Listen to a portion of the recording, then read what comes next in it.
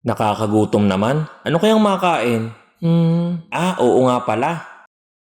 Dito. Ang gulo naman. Nandito lang yun eh. Natabunan na ata. Sana meron pa. Asa na ba yun? Ay, eto. Andyan ka lang pala, boy.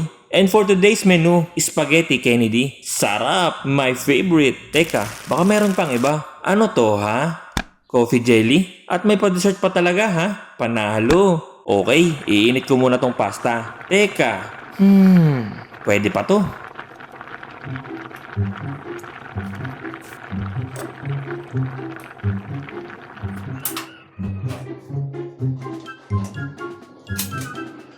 Okay, pagkatapos ay i-drain ulit natin at ilalagay sa isang plato. Pagkatapos ay iinit naman natin ng spaghetti sauce. Mahina lang dapat ang apoy para di masunog.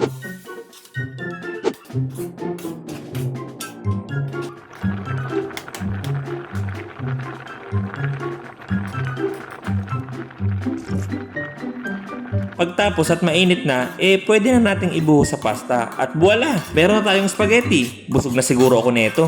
Okay, kakain na. Thank you po sa pagkain. Teka, araw-araw ko na yata tong pagkain simula nung bagong taon na.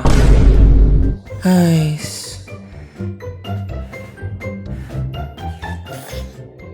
Ano yun? Parang may ibang lasa sa dulo. Okay pa kaya to? Pwede pa to. Pinainit ko naman na eh. Namatay na siguro ang mga germs doon.